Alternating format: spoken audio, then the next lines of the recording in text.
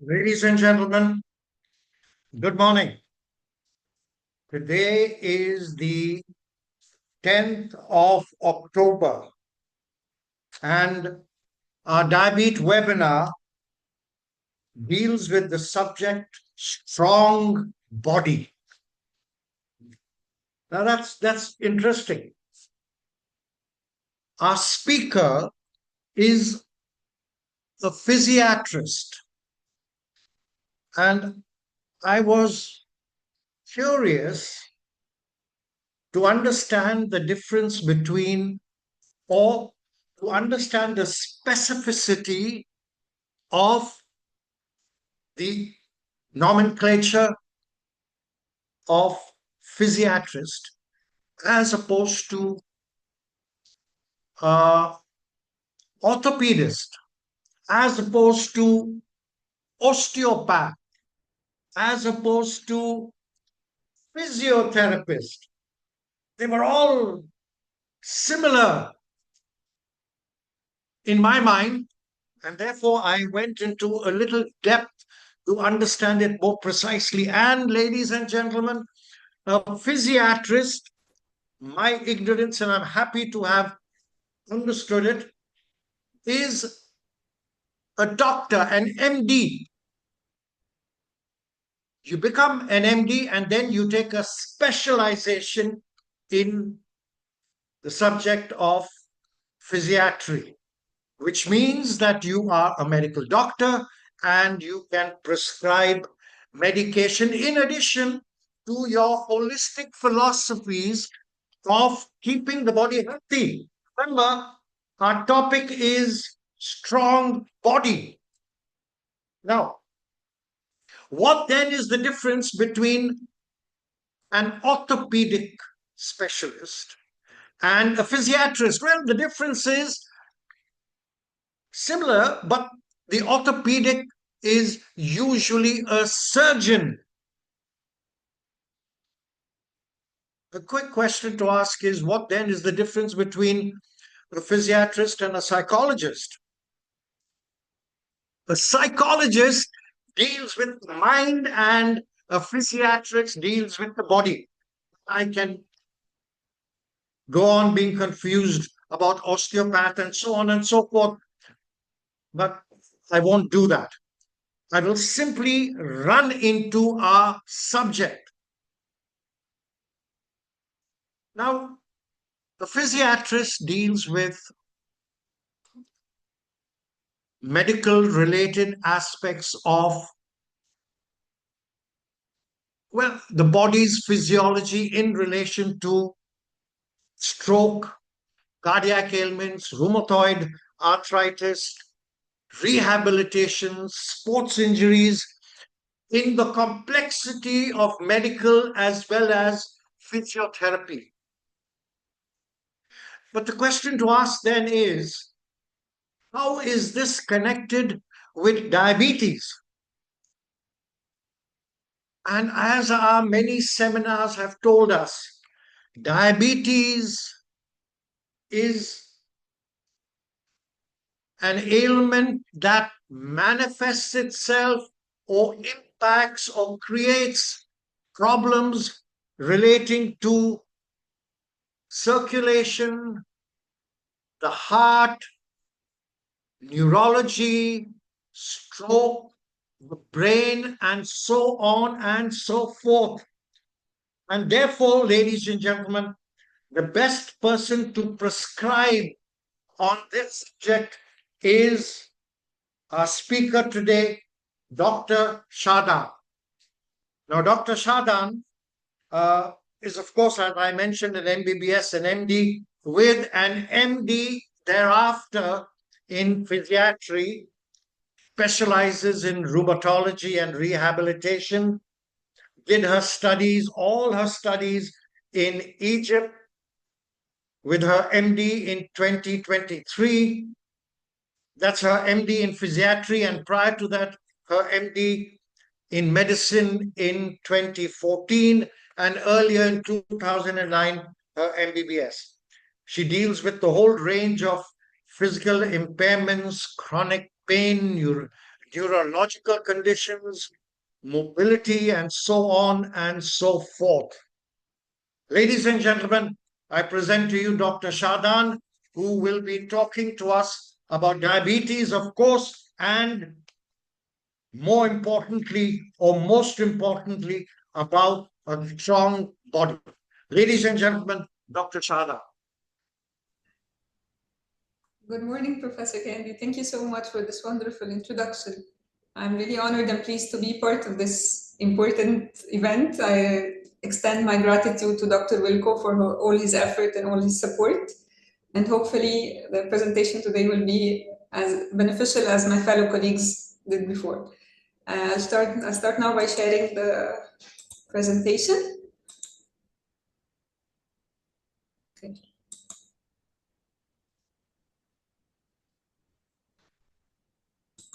It's visible now? Yes. Okay, thank you so much. So our topic today is strong body, steady sugar. We're going to answer the scope of mainly about 3 questions, which is the why, the what, and the how. Starting by the why, benefits of exercise in diabetes. Of course, if I asked anyone, is the exercise beneficial in diabetes? The answer would be yes. But do we all know the full scope of benefits that exercise offer for diabetic individuals? Let me start by saying that exercise in diabetes is a key for better management and better health. Our first benefit, which is of course the major benefit and the most commonly known one, is improved blood glucose control. Exercise directly lowers the blood sugar because the exercising muscles take up the sugar from the blood for fuel, which helps to lower the blood glucose levels. The second point is that exercise increases the insulin sensitivity in the cells of the body. The cells of the body respond to insulin differently in diabetic individuals. This is mainly in type 2 diabetes. Their main concern, their main issue with the cells is the increased sensitivity. It also helps in type 1, of course, by decreasing the dose needed of the insulin to give the same effect. So regular exercise makes our bodies more sensitive to insulin, allowing our cells to use the glucose more effectively, which is of course crucial for managing both types 1 and type 2 of the diabetes. And eventually our ultimate goal is to reducing the glycated hemoglobin A1C, which is the key indicator of long-term blood sugar control. This is for the first benefit. The second one, maybe not spoken about a lot, is the cardiovascular health, that high blood sugar damages the blood vessels and the nerves, which increases the risks for conditions like heart disease, heart failure, and unfortunately, stroke. So what does exercise do in such case? Exercises lowers the blood pressure. Blood pressure and diabetes go hand in hand. Most common diabetic individuals unfortunately also suffer from high blood pressure. So exercise helps to control the blood pressure, which is a major concern for the people in diabetes. It also improves the lipid profile. Regular physical activity can improve the triglyceride level, the cholesterol level, the bad fats in the body decreases with regular continuous exercise, which of course eventually will lead to contributing to a healthier heart. The third part is directly helping in the blood vessels. Exercise promotes healthy blood vessels by improving the endothelium, which is the lining cells of the blood vessels. It improves the function of the blood vessels directly and thus reducing the cardiovascular risk. The third benefit is reducing the weight. Of course, exercising leads to weight loss. Exercise helps to reduce body fat and increase the lean body mass, which means the skeletal part of the body, the muscles, which is beneficial in maintaining the healthy weight. While reducing weight is not the target, reducing weight is a way also to help in diabetes. How is that? By better blood sugar control, and eventually, hopefully, it will reduce the medication need. Weight loss can decrease the insulin resistance, as we said before, leading to a lower blood glucose level, improved A1C test results, and potentially reducing the amount of the medications required. And in very active individuals that take it seriously at the first early stages of type 2 diabetes, it can even lead to the diabetes remission. This is, of course, in type 2 diabetes where high body mass index or high body weight is one of the major risk factors in type 2 diabetes. So significant weight loss, we're talking about more than 10% of the full body weight, up to 20%. This is significant weight loss in early stages of type 2 diabetes may lead to the remission, where the blood sugar level returns to the normal range. And I have to just put focus, and this is in type 2. The remission, of course, will not take place in type 1. Our fourth benefit is the overall well-being of the diabetic individual. Exercise boosts the energy levels. Regular physical activity can combat fatigue. Fatigue is a very common symptom in diabetes, leading to increased vitality of the patient. It improves sleep. Exercise can help regulate the sleep patterns, leading to better quality of sleep, which is, of course, also important in the overall health and the blood sugar control. And the third part is that exercise reduces stress. And as we know that stress increases the glucocorticoids, the steroid body production, and increasing in that hormone leads to increasing the blood sugar consequently. So reducing the stress by practicing regular physical activity or exercise is a great way to relieve the stress, and thus really helps in regulating the blood sugar level. So these are the main 4 benefits of exercising in diabetes, but they're not the only benefits. Let me share another part, not commonly talking about, that exercise is very helpful in protecting ourselves against common musculoskeletal complications in diabetes. So now I'm going to share with you some of the most common musculoskeletal complications that has a higher prevalence in diabetic individuals and can be prevented somehow by regular exercising. We will share some of the features and some of the symptoms we can assess together if someone is starting to complain of such symptoms or know someone who has it.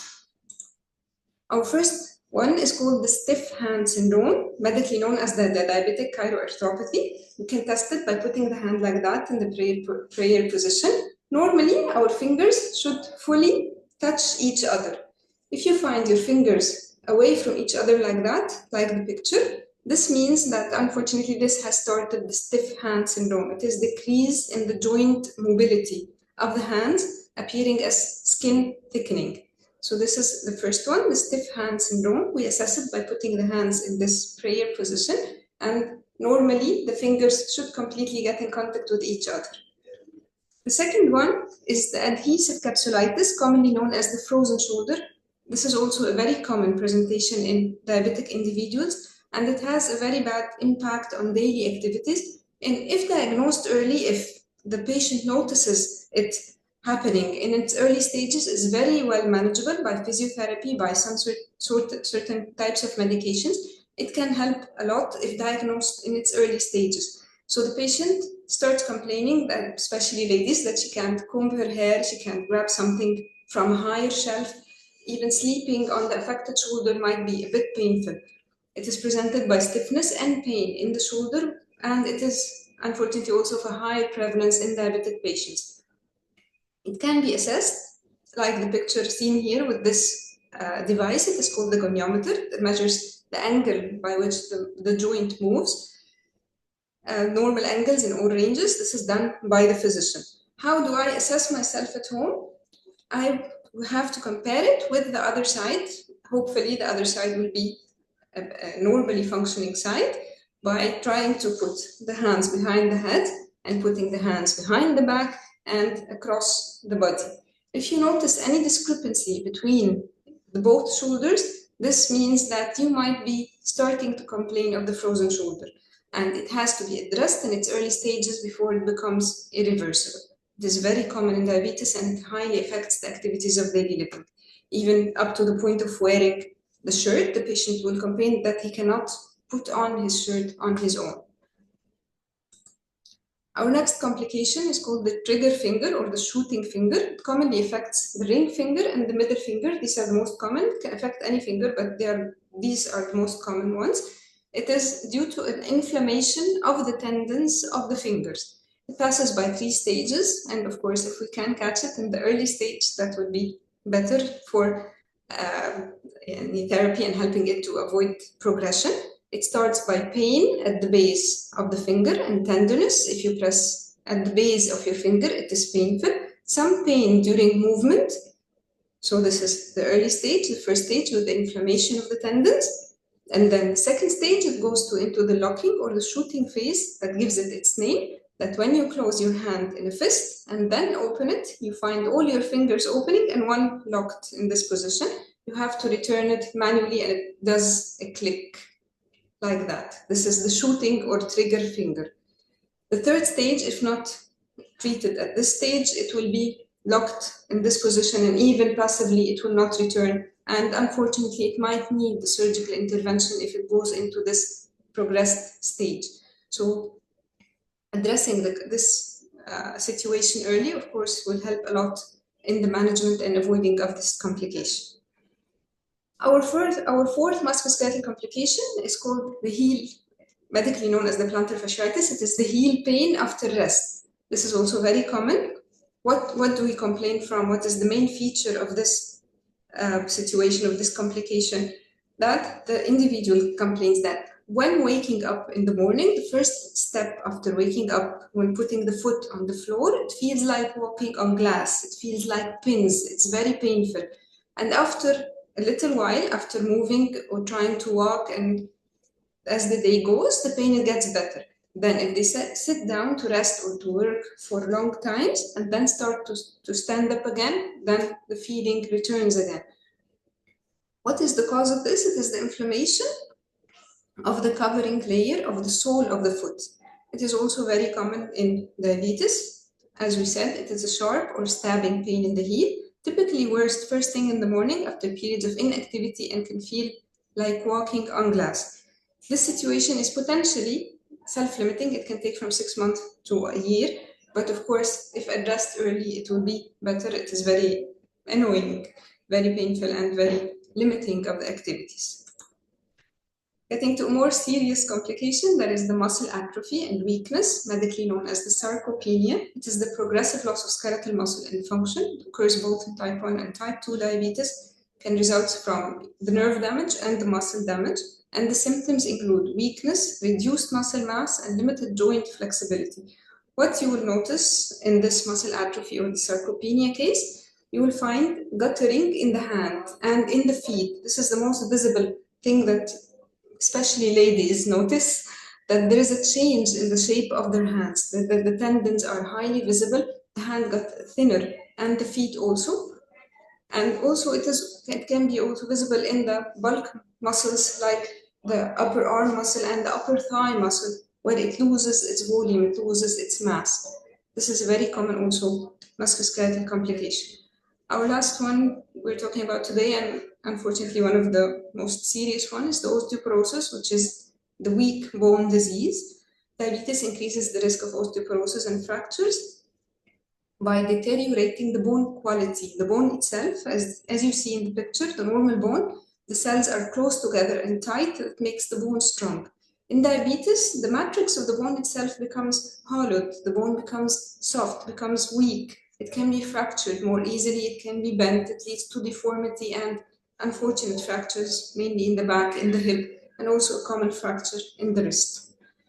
So this is a quick review of the most common musculoskeletal diseases or complications that happen in diabetes. How to prevent musculoskeletal complications in diabetes? Of course, the most important, our cornerstone, is controlling the blood glucose level. There is no debate in that. The first step is controlling the blood glucose level. The second way is the healthy nutrition. The third one is self-monitoring and early diagnosis. As we mentioned, all the symptoms, you have to always self-monitor. And if you suspect any of these complications, you should seek medical advice. Early diagnosis is very crucial. One wheel is missing, and of course that is regular stretching and resistance exercises. Regular stretching of the tendons of the hands, regular stretching of the range of motion exercises of the shoulder, weightlifting, simple resistance exercise, light weights. It doesn't have to be very heavy weights. Resistance exercises using light weights and bands can also protect against the muscle atrophy and the osteoporosis. Even body weight exercises, the exercises that you do with the weight of your own body, like the squats, like the lunges, like the jumping jacks, any body weight exercises or resistance using light weights and bands. And also continuing with the stretching exercises here, this is for the calf muscle, and this helps a lot in preventing and curing also in the plantar fasciitis or the heel pain after rest, as we mentioned earlier.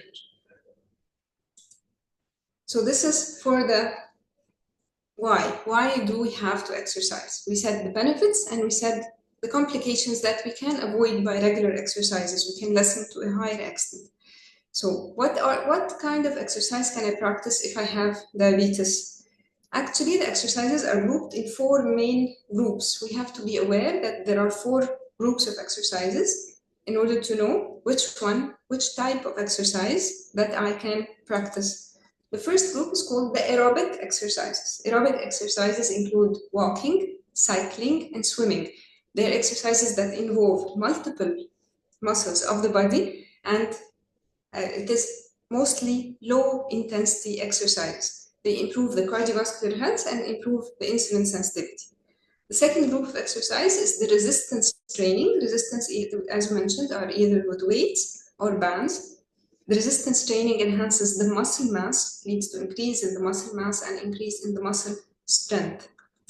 Our fourth group is the flexibility exercises, like the stretching and the yoga. As we mentioned, stretching is very important in diabetes because multiple joint stiffness and multiple deformities is expected complication if not practiced regular stretching. It reduces stiffness and improves flexibility and in the diabetic individuals. Our final group of exercises are the balance exercises, like the Tai Chi. They help prevent falls and improve the stability for safer daily activities. So, what is the best exercise in diabetes? What group of exercise is the best in diabetes? Actually, the best exercise in diabetes is the mix of all these groups of exercise. It is a mix of aerobic activities like brisk walking, swimming, and cycling. It must also include muscle strengthening activities such as weight training and body weight exercises, as we said, like squats and push-ups. In addition, of course, to flexibility and balance exercises. So there's no single type of exercise that is recommended in diabetes. It's better to have a mix of all to get the benefits of all. But we have certain guidelines that we have to follow, of course, in case of diabetic individuals. So what we have to say that regular physical exercise is the key to help manage the blood sugar. As we agreed, it should be regular. It shouldn't be like I practiced exercise today and then next week I'll do once more. It should be a regular physical activity. We don't have to spend hours in the gym to get the benefit. We have a minimum amount that we mentioned now. We can start by a clear goal, like taking 10 minutes walk after dinner. So if you haven't practiced any exercise recently, start by small goals. Don't put yourself in a big load. Now, today I'll practice for 1 hour. I'll do the weights. I'll do so and so. Don't start it like that because it will not be beneficial and you will not be committed to it. You cannot continue doing that for a long time. So starting with a clear goal, like a 10-minute walk after dinner, which is simple and easy and doable, until we reach our ultimate goal. So our ultimate goal is 150 minutes of light to moderate aerobic activities weekly. That is 150 divided over 5 days, 30 minutes over 5 days, with the inclusion of 2 to 3 sessions of strength exercise like resistance, and also incorporating the balance and flexibility in these exercises. The point is to avoid going more than 2 days without exercise to maintain the blood glucose balance and health benefits. Skipping days without exercise will not give you the full benefit of exercise. So you practice for 1 day and then rest for 2-3 days and practice again. You will not get all the benefits that we mentioned. So the key point is to have it as a regular physical activity to get all the benefits. Before we start exercise, so we never practiced exercises before. It's the first time we're going to start. I'm a diabetic individual. Especially in type 1 diabetes, it is crucial to check the blood sugar at least in the first few times to have an idea of how your body will work in this exercise. We have to check the blood sugar before exercising to ensure that it is in the safe range. The second point is to consult the healthcare provider. discuss exercise plans with your doctor, especially if you have complications, as some complications that might limit some exercises, some types of exercises that involve strenuous activity or weight-bearing exercises. We have precautions in practicing these kinds of exercise. And we'll talk about that later. So this is a sample weekly schedule. It includes all the points that I mentioned earlier. For example, it's not, of course, mandatory. It's giving you an idea. Say we start on Monday. We start brisk walking. As we said, if your first time to walk, you didn't do it before, you don't have to obligate yourself to 30 minutes. We can start by 10 minutes. 10 minutes is your first goal. But this, let's say this is the ultimate target that we aim to reach by time. So Monday, minimum brisk walking for 30 minutes. Then Tuesday, we start our strength training, maybe some squats, some lunges, some push-ups, resistance bands exercising, targeting the major muscle groups. On Wednesday, again, we go to the aerobic exercises with swimming or water aerobics for 30 minutes. Thursday, you can rest. So now we went 2 days with exercise, 3 days with exercise, then you can take 1 day rest or do some flexibility training like yoga, which is very nice, very good effect in diabetic individuals. On Friday, we return again to the aerobic exercises. You can do cycling or dancing for 30 minutes. Saturday, return again to the strength training. As we said, if we can incorporate twice weekly of strength and resisting exercises. So this a suggestion of focusing on the core and the upper body. Sunday is a day off. Maybe you can take it as a rest, or you can do also brisk walk or any other activity that you enjoy, aiming to reach the 30 or 40 minutes that we mentioned, with the target of full 150 minutes per week. So we have to know what are the red flags that we must focus on to stop the exercise. Be prepared to stop. So now you're doing your exercise. When is the time, the correct time to stop exercising? Say you didn't complete the 30 minutes, but if you stop, if the low blood sugar, if your blood sugar gets low, how would you know that your blood sugar gets low? If you feel shaky, if you feel weak, confused, dizzy, lightheaded, sweaty, anxious, or maybe having a headache. If you measure your blood sugar, especially in type 1, they measure the blood sugar a lot. If your blood sugar goes below the level of 70, then you must stop immediately exercising.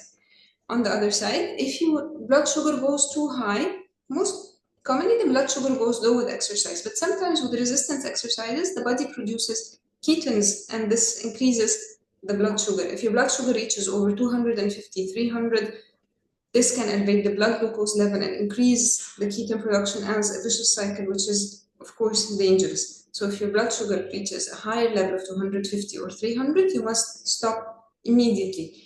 If you feel any physical discomfort, like chest pressure, like chest pain, like nausea, or any loss of coordination or balance, stop immediately.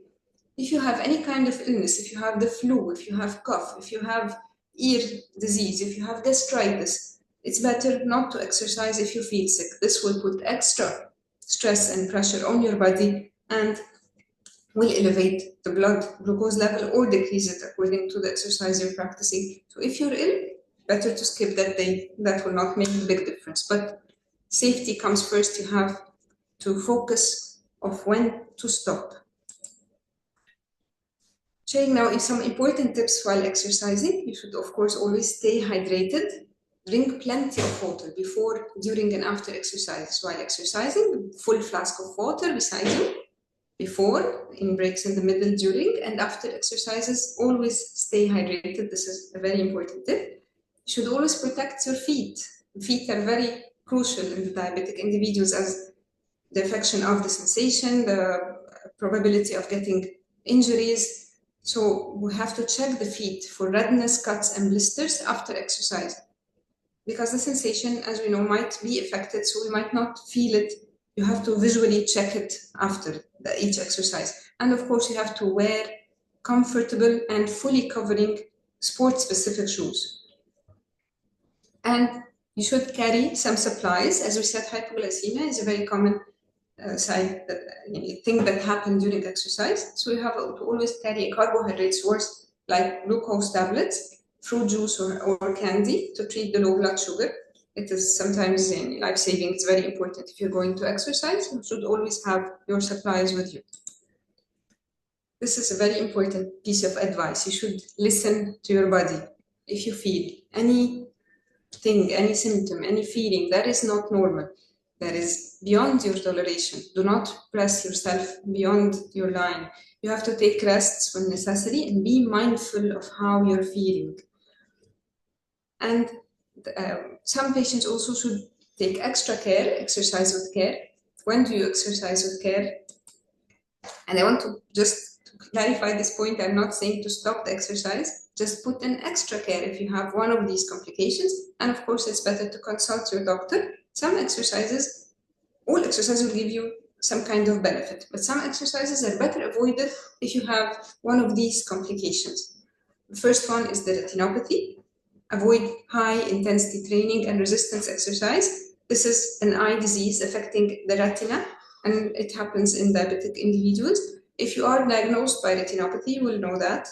So if you have this complication, high intensity training should be completely avoided. You should not carry weights that are heavy weights. Do not do resistance exercise. Do not do strenuous activities. This should be completely avoided. The second complication is neuropathy, because nerve damage affects the foot safety and affects the balance.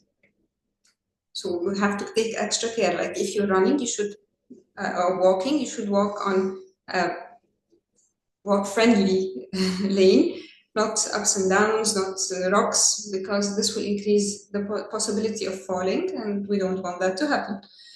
The third one is the joint and muscle disease. As we mentioned before, it affects, of course, the joints and muscles. If you have any muscle stiffness, any joint stiffness or joint pain, maybe associated with some osteoarthritis, some high impact activities should be practiced also with care.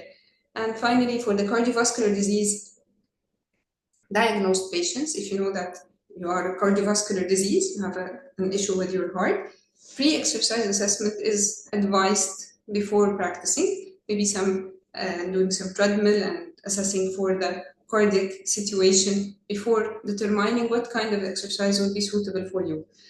These are not absolute contraindications of exercise. These are relative contraindications that does not stop you from exercising, but you should exercise with care to avoid further complications in these situations. So our most important advice is making it sustainable, be consistent. As we said, to get all the benefits of exercise, the exercise should be at regular intervals. Don't pass more than 2 days without exercise. We have to do it at 150 minutes per week, 30 minutes 5 days a week to get the full benefit. Of course, if you can't do it every week like that, do as much as you can. But being consistent is the key, making it sustainable. So now I'll give you some advices. Maybe it can help in helping you in making it more sustainable by choosing enjoyable activities. Like if you enjoy some certain kinds of exercise, if you enjoy swimming, if you enjoy walking, if you enjoy going to the gym, choose enjoyable exercises. If you like to practice indoors, if you like to practice outdoors, make it easier on yourself, make it easier to sustain. Choose what is enjoyable for you. What do you enjoy to do? And put that mainly in your exercise schedule. The second advice is exercising in groups. Maybe a family member, a friend, a colleague, a fellow patient, any group that is in need of exercise. Maybe you can motivate each other. Partnering provides motivation, accountability, and enhances consistency in workouts. If one is feeling lazy that day, the other one will encourage you, and so on. Exercising in groups is very motivational and helps you to be more consistent. The third advice is the progress tracking. Most of us now have the smartwatches that measures how many steps did I walk today, how many calories did I burn today, how long, what's the distance that I've walked today. All this, and it gives you like a weekly progress report. If you don't use this kind of watches, a simple diary would be very good. If you visualize your achievements, that will maintain commitment. Like if you write, today I walked 10 minutes. Tomorrow I walked 12 minutes. The other day I swimmed for 20 minutes. So seeing that visualized in front of you, tracking your progress will help you maintain the commitment. Also writing down your weight if you lose weight. So progress tracking is also very encouraging.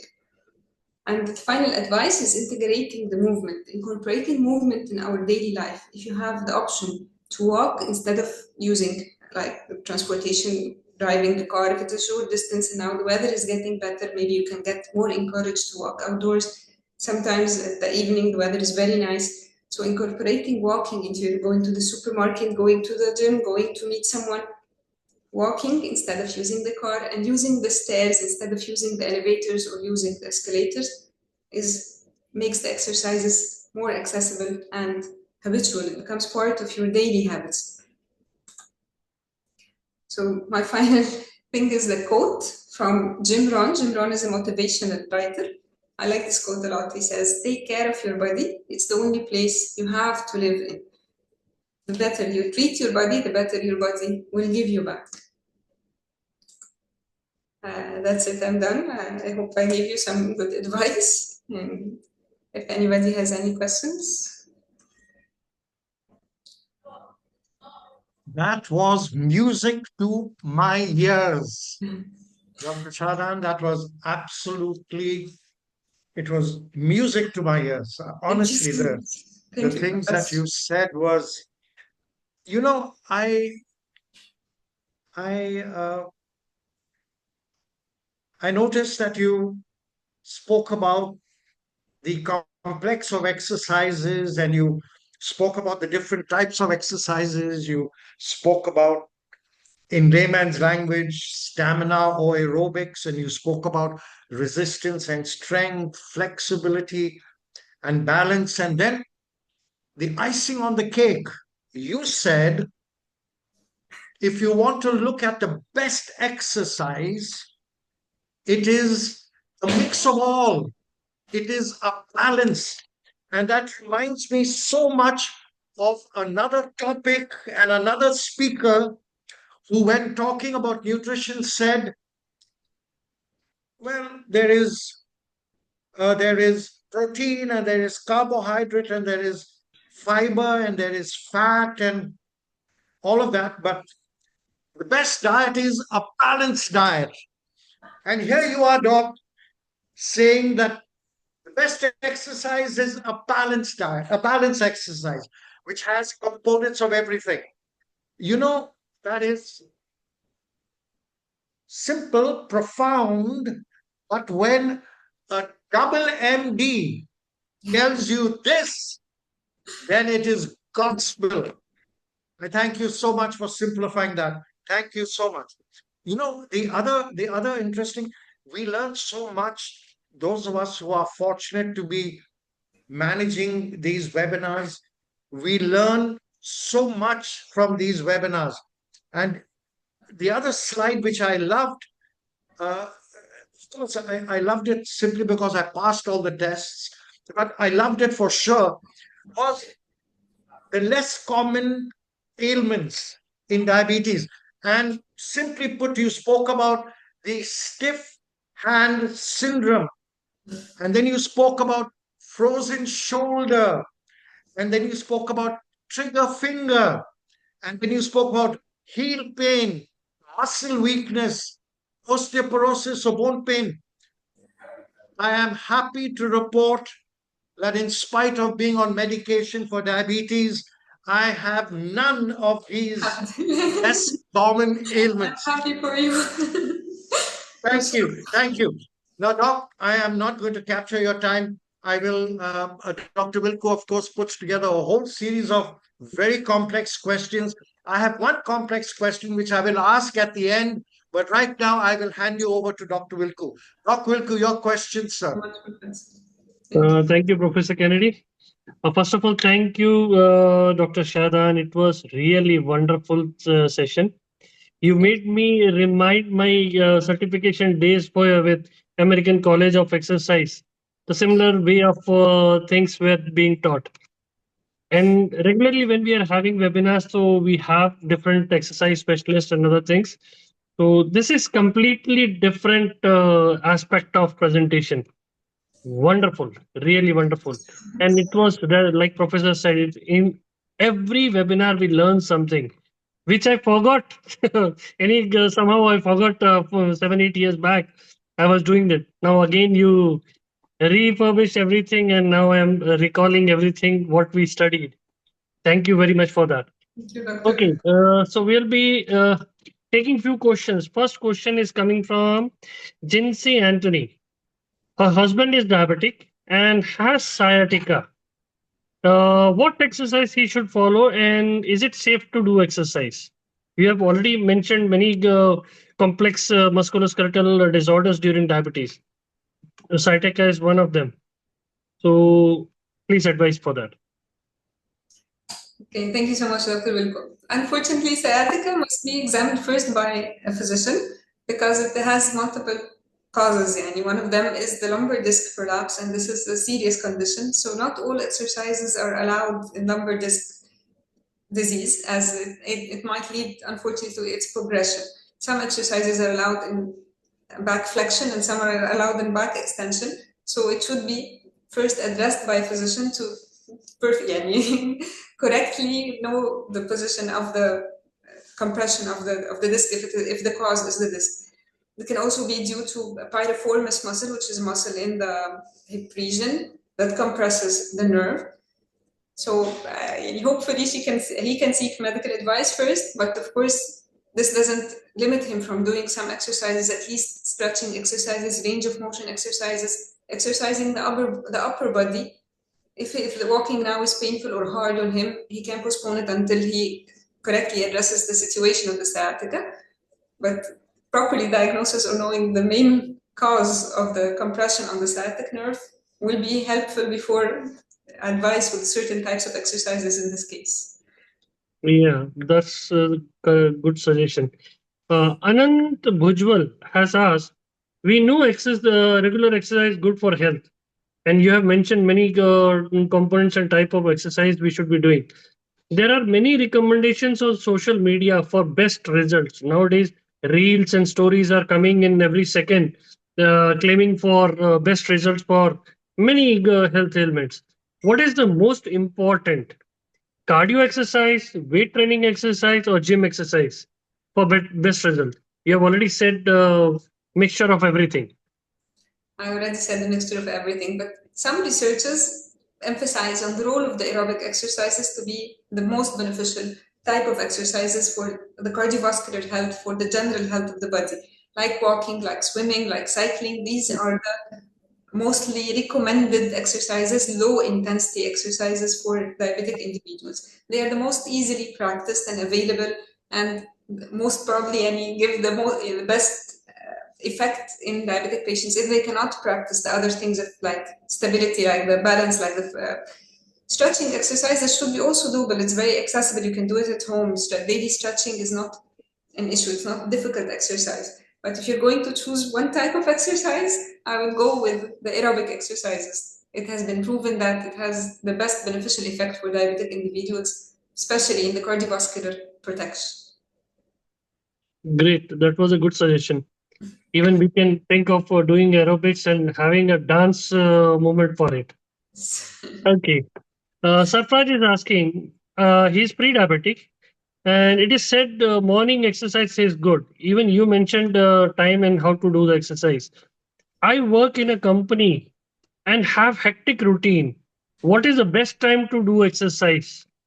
This is very common situation for most of us. The best time to do exercise is the time available that you have. You cannot cut down the work and do the exercise. You have to properly manage your day. So you have to work in the morning. Exercising in the morning is very good. But in the morning, the weather is hot also, so outdoorsy exercise is not very applicable. If you mean exercising indoors, there is no specific any benefit of having the exercise in the morning and the afternoon. The most important thing is to be adherent to a program, adherent to exercising at least, as we said, 5 times a day. So the best time is the available time that you have according to your schedule. during the day, if you can take breaks and stretch, maybe some 5-10 minute stretch during the day, and then leave the other part of going to the gym or walking or swimming at the end of the day, that will also be very good, very helpful. Yeah, that's a good suggestion. Even you mentioned about using staircases and other things. That will be part of the exercise you should be doing Yes, of in course. your office works, office timing, moving around, stretching around, using staircases. That's a good idea, actually.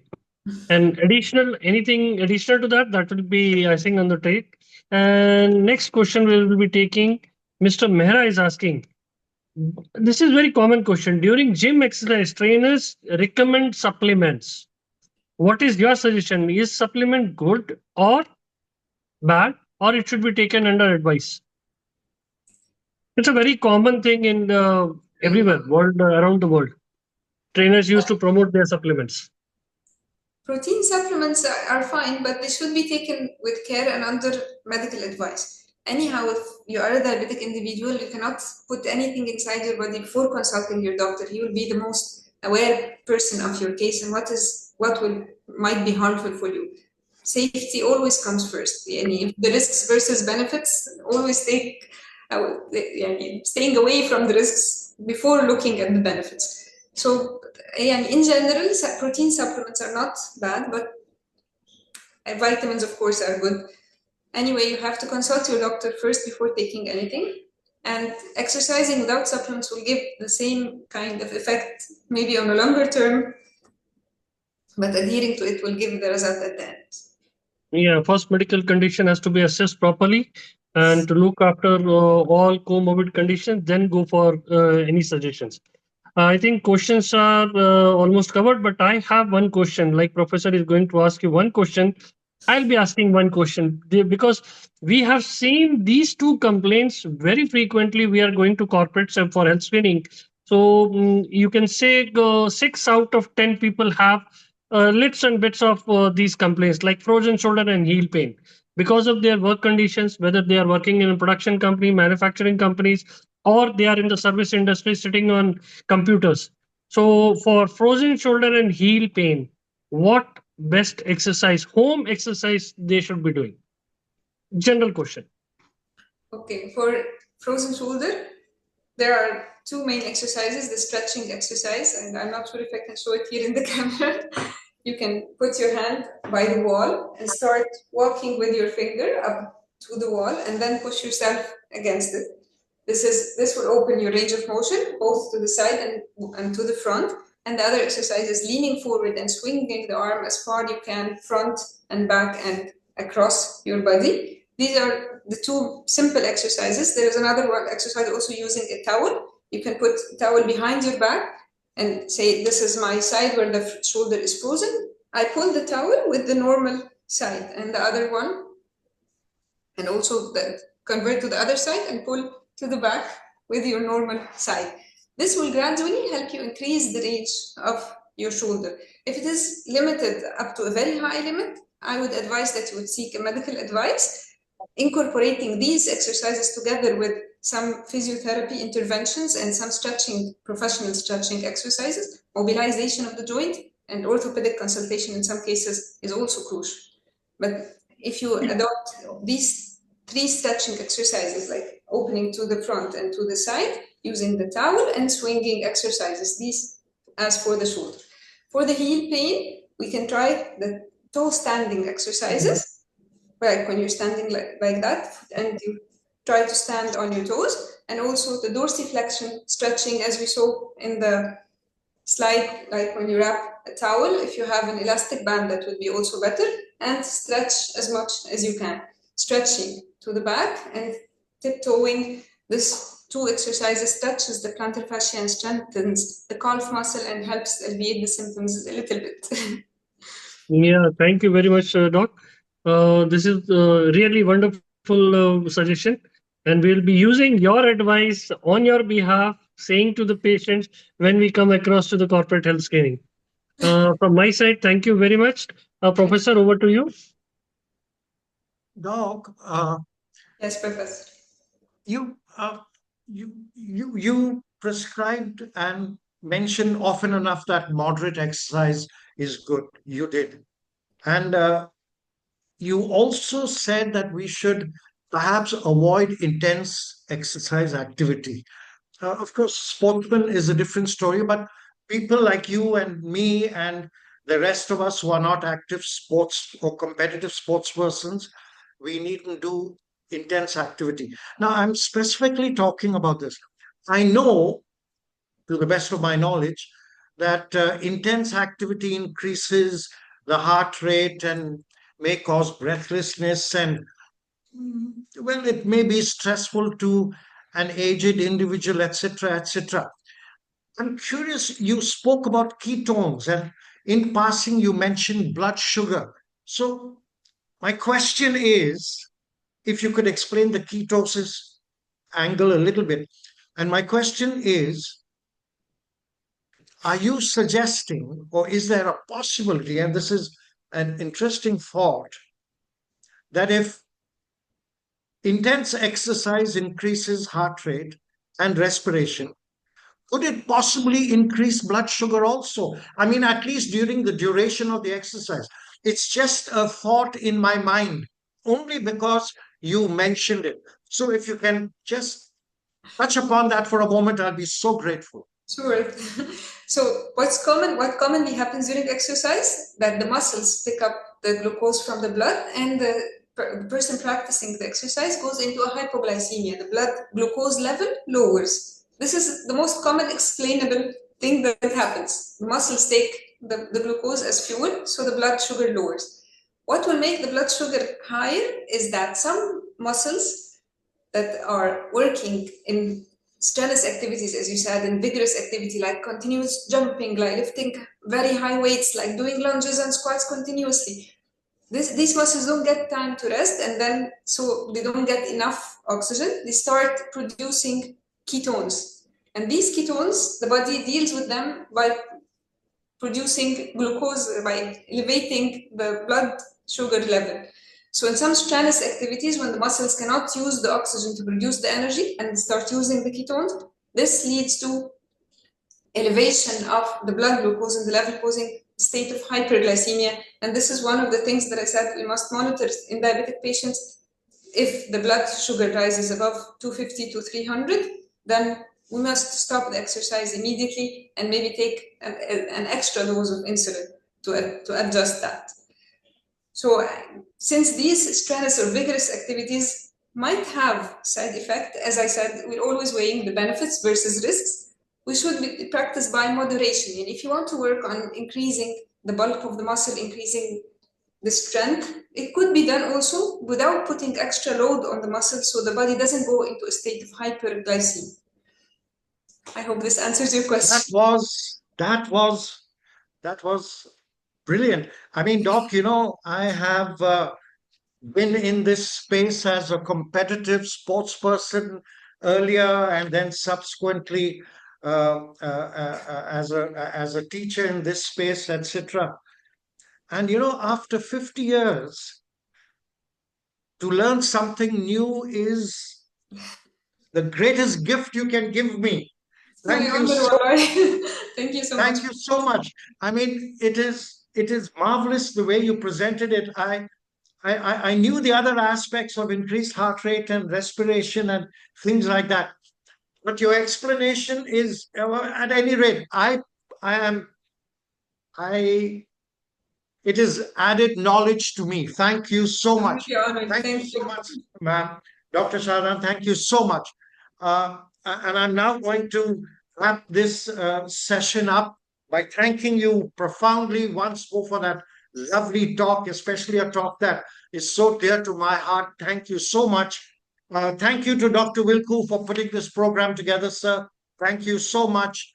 Our participants, I'm sure you have benefited from the profound simplicity of the way this was presented by Dr. Shadan, and I should not repeat this, but a double MD speaking with simplicity is valuable.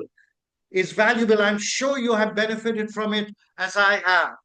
And of course, all this comes to you because of the great technology that our IT department provides and the hard work that Arabian Wellness puts in. Friends, we do this every week, and this is our gift to you and a gift we receive also from our speakers. Our next subject is on Friday, the 17th October, and Dr. Shahdan spoke about retinopathy. Well, here it is, diabetes and eye care. So I'll see you all again next week, and thank you so much. Good day.